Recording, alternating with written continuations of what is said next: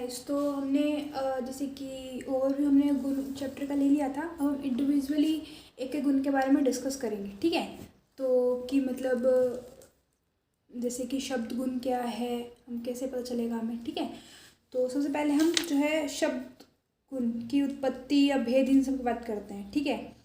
तो जैसे कि शब्द क्या भेद क्या क्या है शब्द गुण के, कि मतलब कैसे कैसे उत्पन्न होगा, तो संयोग, विभाग और शब्द, ये तो इसके असमवाय कारण है, ठीक है। और समवाय कारण क्या है? आकाश, ठीक है। आकाश महाभूत का जो स्पेसिफिक विशेष गुण है वो है शब्द, ठीक है। अभी हमें जैसे कि मान लो मैंने ना बेरी पे डंडा मारा, तो अभी संयोग हुआ बेरी के साथ डंडे का, तो ध्वनि उत्पन्न हुई, ठीक है, शब्द उत्पन्न हुआ।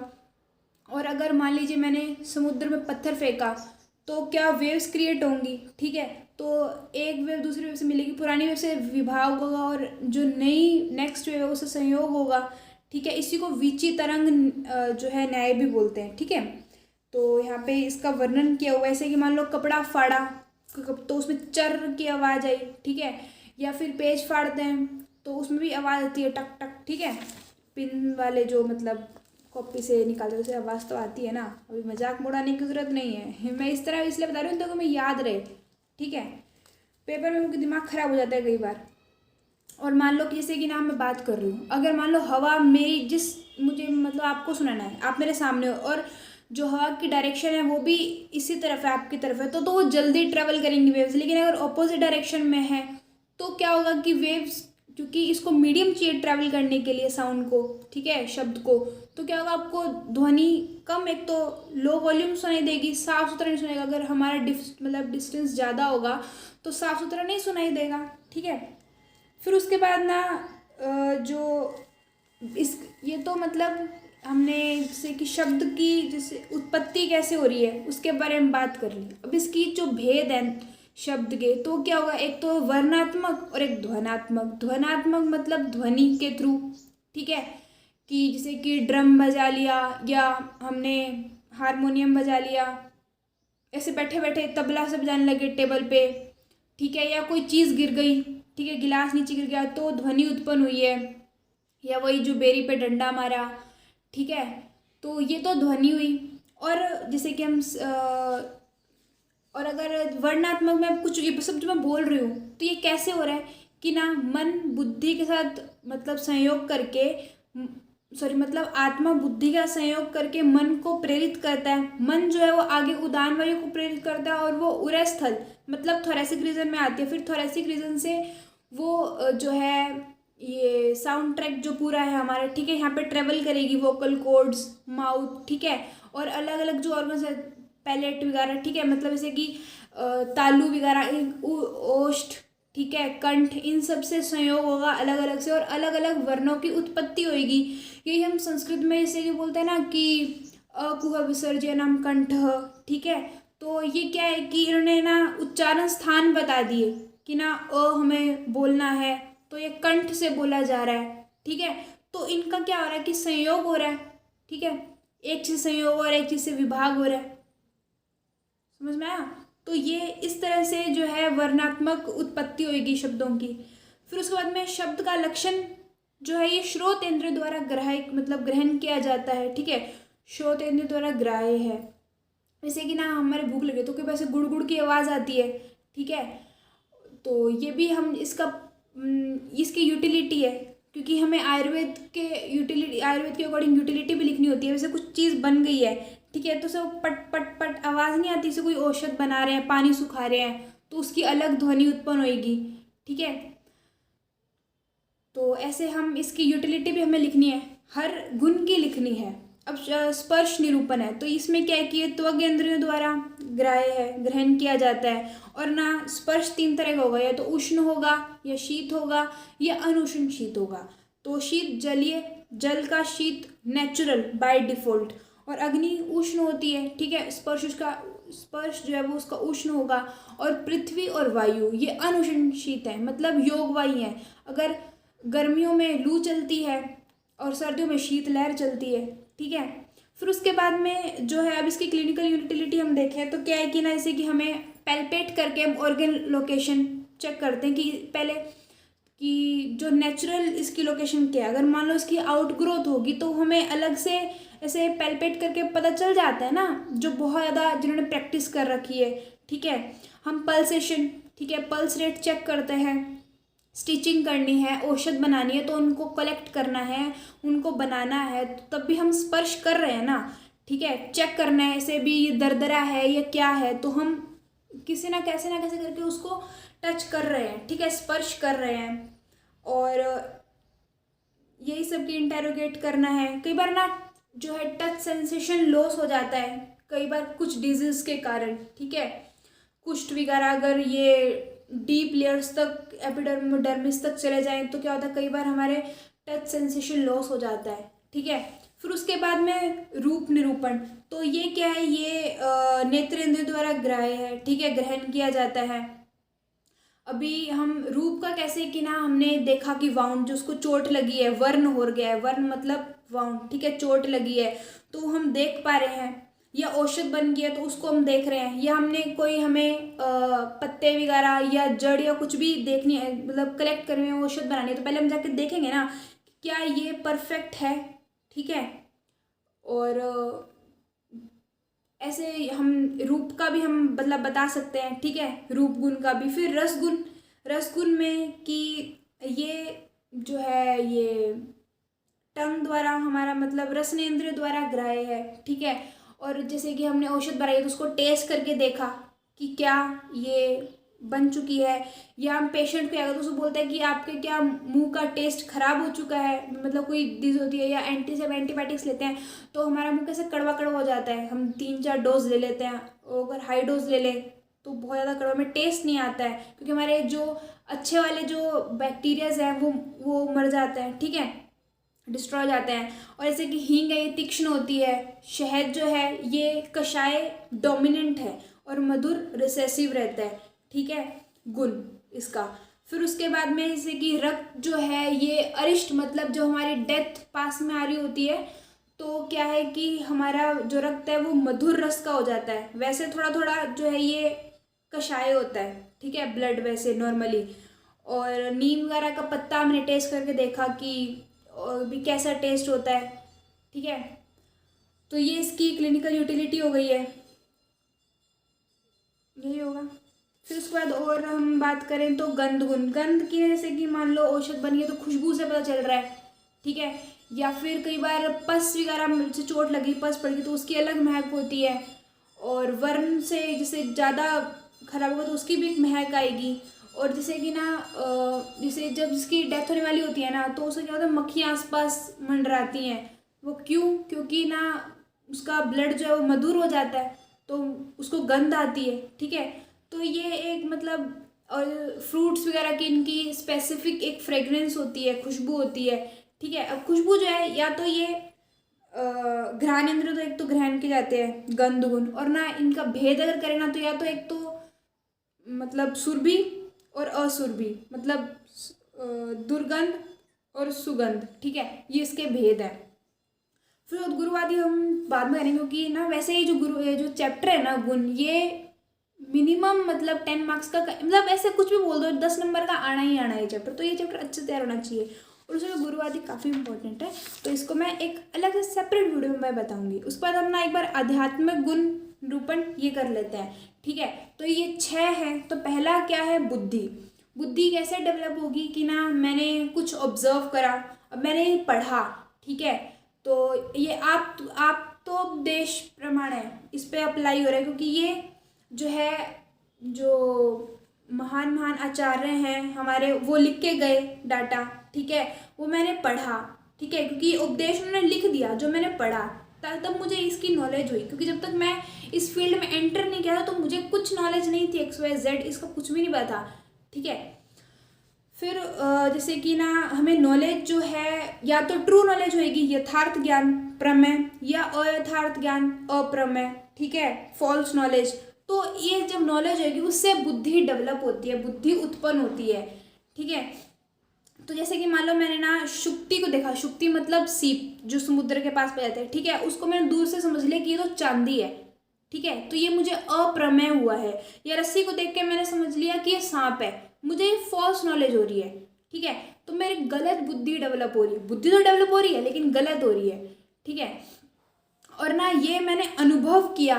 और मान लो अभी जैसे कि मैं मेरे किसी सीनियर से मैं कुछ सीख रही हूँ, औषध बनाना सीख रही हूँ, तो मैंने उसको बार बार जैसे कि उसको देखा उसको, ठीक है, फिर उसको अनुभव किया, तो ये मेरी स्मृत मतलब मैंने एक नॉलेज डेवलप करी है, बुद्धि डेवलप करी है, ठीक है। तो इसमें इनका डिवीजन भी बताया हुआ है कि बुद्धि एक तो स्मृति होएगी, स्मृति जैसे कि बार बार हमने जो है किस चीज़ का कॉन्टेक्ट में, संस्कार मात्र जन्म ज्ञानम स्मृति, ठीक है, ये आगे प्रमाणों में श्लोक आएगा। और इसके 8 मतलब कारण हैं जो कि चरक ने बताए हैं कि एक तो निमित्त, ग्रहणात, सादृश्यात, ये वाले ऐसे ऐसे अलग अलग हैं, ठीक है। पुनः श्रुता ऐसे ऐसे वो वक्षन्ते कारणष्टो, वक्षन्ते कारणशर ऐसा कुछ है कि ना, उसमें से अगर निमित्त, ग्रहणात, सादृश्यात, सविप्रयात, पुनः श्रुतात और ज्ञान योगात, अभ्यासज, ऐसे 8 ये वर्ड्स हैं। इनका मतलब है कि ना जैसे कि धारणा, ध्यान, समाधि, ये तो ज्ञान योगात की ना, इनसे हमने स्मृति डेवलप करी है, ठीक है। और कि ना जैसे कि मैं मेरी मम्मी की तरह दिखती हूँ काफ़ी, तो सादृश्य है हमें। अब किसी ने मेरे को देखा तो बोले कि हाँ तू फलाने की बेटी है ना, ठीक है, तो सादृश्य मिल गया। या फिर ये इसमें एक मतलब बहुत बार ये एक एग्जाम्पल उन्होंने यूज़ किया हुआ है कि ना आपने पहले गाय को देखा है, ठीक है, बहुत बार देखा है, और आपने सुना है कि ना एक नील गाय नाम की होती है जो जंगलों में पाई जाती है, नीले रंग की होती है, और काफ़ी हद तक जो है ये गाय की तरह और घोड़े की तरह इनका फ्यूज़न होता है, ठीक है, इस तरह से दिखती है। तो जब हम मान लो हमने देखा, ठीक है, हम कहीं से जा रहे हैं, बीच में जंगल आ गया रास्ते में और हमने देखा, तो हाँ हमने पहले सुना हुआ है, ठीक है, और फिर हमने देखा तो स्मृति आ गई हमें, ठीक है। अभ्यास श्लोक है, श्लोक में भूल गई, जैसे मैं भूल गई, अगर मैं मालूम मुझे कोई मेरे पास मेरे कोई हेल्प कर रहा हो, उसने एक वर्ड बोल दिया कि इसके बाद ज्ञान है, मुझे उसके बाद एकदम से पुनः शुरू, तो मैंने दोबारा सुना और मुझे सब कुछ वापस से पूरा श्लोक याद आ गया, ठीक है। तो ऐसे बुद्धि डेवलप हो रही है। और ये भी जो स्मृति है ये भी ट्रू भी हो सकती है और फॉल्स भी हो सकती है, प्रमेय भी हो सकती है, अप्रमेय भी हो सकती है। और अनुभूति मैंने अनुभव करके भी ना, एक तो ट्रू नॉलेज, प्रमा, यथार्थ, कुछ भी बोल सकते हैं, ये वाली जैसे कि अनुभव किया, और एक अप्रमेय, ठीक है। अप्रमेय के भी ना संशय, विपर्य और तर्क, तर्क वितर्क वाला, ठीक है, तर्क, वो इसके आगे भेद बताए हैं। और यथार्थ, यथार्थ में उन्होंने ना जो प्रमाण आ गया ना कि प्रत्यक्ष, अनुमिति, उपमिति, शब्द, ठीक है, ये जो प्रमाण टॉपिक है ना उनमें बताऊंगी ये क्या है, सब कुछ ये मतलब समझ में आ जाएगा।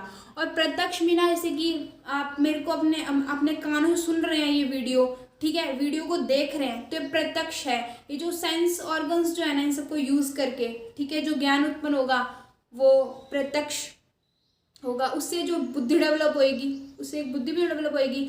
फिर इच्छा कि ना, जैसे जो चीज़ हमारे पास नहीं है उसको उसकी प्राप्ति के लिए, प्राप्ति में इसकी हमें इच्छा होती है। अब इसका क्या वर्ड मतलब बोलेंगे क्या कि ना अपने लिए या दूसरे के लिए अप्राप्त विषय की चाह का नाम इच्छा है, ठीक है। अब इच्छा किस चीज़ की हो सकती है? काम, अभिलाषा, राग, संकल्प, कारुण्य, वैराग्य, उपधा, भाव, ठीक है, ये सब इच्छा के मतलब भेद बताए इन्होंने, ठीक है। तो क्या क्या मतलब वो इनका मतलब बताऊं, तो एक तो ना चिकिर्षा, जीर्षा, मतलब एक तो हमें कल्याण करना है तो वो चिकिर्षा हो गई, ठीक है। और जीर्षा मतलब नुकसान कर रहे हैं हम, ठीक है, किसी का, कि ना मेरी इच्छा है कि ना मैं उसको जाके थप्पड़ मारूं, मेरी इच्छा है ये, तो ये इससे कोई कल्याण थोड़ी ना हो रहा है। और अभी मेरी इच्छा है कि मैं वीडियो बनाऊं ताकि लोगों को वो बेनिफिट मिले, तो ये मेरी इच्छा है, कल्याण हो रहा है, ठीक है। और अगर बताया जाए तो इसमें कि ना संकल्प, कि ना मैं जब तक मुझे याद नहीं होगा तब तक मैं खेलने नहीं जाऊंगी, ठीक है, तो मैंने एक संकल्प कर लिया, मेरी एक इच्छा है कि मेरे को ये सारा याद हो जाए, ठीक है। फिर उसके बाद में और अगर तो कारुण्य, कारुण्य का मतलब इन्होंने बताया है कि ना स्वार्थ को छोड़कर और मतलब पर दुख को दूर करने की इच्छा को कारुण्य बोलते हैं। कि ना मान लो कि ना मेरे किसी फ्रेंड को दिक्कत हो रखी है, कोई प्रॉब्लम है, तो मैं ट्राई करूँगी कि मेरा कोई बेनिफिट नहीं है उसमें, मुझे कुछ भी घंटा फर्क नहीं पड़ रहा है उसके वजह से वो प्रॉब्लम में है नहीं है, लेकिन मैं चाहती हूँ कि मैं उसकी प्रॉब्लम सॉल्व करूँ जाके, ठीक है, ये मेरी इच्छा है। ऐसे एक एक वर्ड को उन्होंने एक्सप्लेन किया, जो भेद है इनको एक्सप्लेन कर रखा है इच्छा को। और इन्होंने और कौन कौन से भेद का, जैसे कि काम, कामना, काम जो है जैसे मैथुन काम, ठीक है कि, और उसके बाद अभिलाषा कि ना अभ्य अभ्य अरे यार ये बहुत टिपिकल वर्ड है, आई डोंट, छोड़ो ये का तो छोड़ देना। फिर उसके बाद द्वेष, द्वेष की ना मुझे ये ऐसे ये चीज़ नहीं चाहिए, मैं नहीं चाहती मेरे साथ ये हो, ठीक है, मतलब या फिर और समझाएं कि ना मैंने बहुत टाइम, जैसे बोलते हैं ना हम उब जाते हैं किसी चीज़ से, हमें द्वेष हो जाता है, हमें किसी चीज़ की वृद्धि हो जाती है हमारी बॉडी में, तो हमें उसके सिमिलर गुण वाले जो जो द्रव्य हैं उनसे द्वेष हो जाता है। जैसे कि ना इसमें लिखा है कि शरीर एवं मन का दाह होने के समान महसूस होना द्वेष है, कि ना मेरे को द्वेष हो रहा है कि ना उसके में से ज़्यादा नंबर आ गए, ऐसा होता है, ठीक है। तो मुझे से जलन से टुकड़ा टुकड़ा से अंदर से महसूस हो रहा है कि, या फिर किसी ने मेरे को मतलब बुरा बोल दिया, बुरा भला, बेशक मेरी भलाई के लिए बोल दिया, पर मुझे गुस्सा आ रहा है, मुझे मुझसे दुश्मनी सी जैसे क्रिएट हो रहा है, उसने मुझे से बोल कैसे दिया, ठीक है। तो ये मेरे अंदर एक गुण पाया जा रहा है, द्वेष गुण, ठीक है। मैंने बताया था ना कि आत्मा द्वारा, आत्मा द्रव्य है और द्रव्य का मैं ग्रहण कर रही हूँ, मतलब आत्मा मेरे अंदर है और ये आत्मा गुण है, इसीलिए जो भी इसके जो इफेक्ट्स हैं वो मुझ में दिखाई देंगे, ठीक है। फिर उसके बाद चिकित्सा से द्वेष की, किसी को बोलते ना इंजेक्शन से, किसी को इंजेक्शन फोबिया होता है या हाइट फोबिया, ठीक है। तो ऐसे अलग अलग फोबिया, अलग अलग डर होते हैं लोगों को। और अदृष्ट द्वेष की, कईयों को भूत वगैरह इन सबसे डर लगता है, हमें स्टोरी से बता दी जाती है कि भूत होता है तो उनको उससे डर लगता है, ठीक है। फिर उसके बाद ना प्रयत्न, प्रयत्न के और पर्याय क्या क्या उन्होंने यूज़ किए हुए, तो संरंभ और उत्साह कि ना पदार्थ की प्राप्ति के लिए कर्म करने की चेष्टा करना प्रयत्न है, ठीक है। मुझे कुछ नहीं मिल रखा, जैसे कि मैं प्रयत्न कर रही हूँ कि मैं पास हो जाऊँ कल के एग्ज़ाम में, ठीक है। तो मैं अपनी तरफ से अपना द बेस्ट एफर्ट देने की कोशिश कर रही हूँ, ठीक है। अभी ना प्रयत्न भी दो तरह के हैं, एक तो जीवन पूर्वक प्रयत्न की ना, जैसे कि मैं सांस ले रही हूँ और ब्लड सर्कुलेशन हो रहा है, पाचन हो रहा है, डाइजेस्टिव सिस्टम प्रॉपर वर्क कर रहा है, ये जिंदा रहने के लिए जो बेसिक हमारे जो प्रयत्न हैं इनको तो हम बोलेंगे कि जीवन पूर्वक प्रयत्न, ठीक है। और इच्छा द्वेष पूर्वक प्रयत्न, मैं चाहती हूँ कि मैं अच्छे से पास हो जाऊँ तो उसके लिए मैं प्रयत्न कर रही हूँ। या फिर कल मैंने मतलब मेरी रेस है, तो मैं काफ़ी दिनों से मतलब मैंने कोई स्पोर्ट्स गेम में पार्टिसिपेट करा है, एज्यूम दैट, ठीक है। और मैं 1 महीने से प्रयत्न कर रही हूँ कि मैं फर्स्ट रैंक स्कोर करूँ, तो ये मेरी इच्छा है, ठीक है। या फिर द्वेष है कि मुझे उसको कैसे भी करके ना उसका कुछ बुरा करना है, तो ये द्वेष की भावना है। और उसके लिए मैं कुछ ना कुछ प्रयत्न कर रही हूँ, उसके लिए कुछ मतलब हर्डल्स क्रिएट कर रही हूँ, उसके लिए कुछ दिक्कत क्रिएट कर रही हूँ कि उसको दिक्कत हो, उसने मुझे तकलीफ दी है तो मैं उससे बदला लेना चाहती हूँ, ठीक है। फिर सुख कि ना सुख में कैसे मिलेगा कि ना मैंने अपने धर्म के हिसाब से कार्य किया तो उससे मुझे पुण्य होगा, पुण्य मिलेगा तो सुख की प्राप्ति ऑटोमेटिकली होगी। और दुख की कि ना मैंने अधर्म कोई काम, मतलब मुझे ऐसा नहीं करना चाहिए पर मैंने ऐसा किया, ठीक है, जो कि गलत है, उससे पाप, मतलब पाप मिलेगा, ठीक है। फिर पाप मिलेगा तो मुझे दुख की प्राप्ति होगी, ठीक है। वैसे तो जो उसके बाद ना धर्म और अधर्म है ना, ये चरक ने नहीं माना है, वैशेषिक ने माना है। तो वैसे उन्होंने धर्म और अधर्म को कैसे बताया है कि जैसे कि जो वेदों में जो वर्णन है, ठीक है, उपदेशों का, अगर उनको फॉलो कर रहे हैं तो वो धर्म है, और जो वेदों में कहा गया कि ये नहीं करना, निषेध है, उसको हम कर रहे हैं तो वो अधर्म है, ठीक है, पाप है। तो ये भी ठीक है। अब बाकी मैं नेक्स्ट वीडियो में बता दूंगी, ठीक है। छोटी छोटी वीडियोस बनानी है, हमारा पर्पज़ यही है ना। Okay, bye.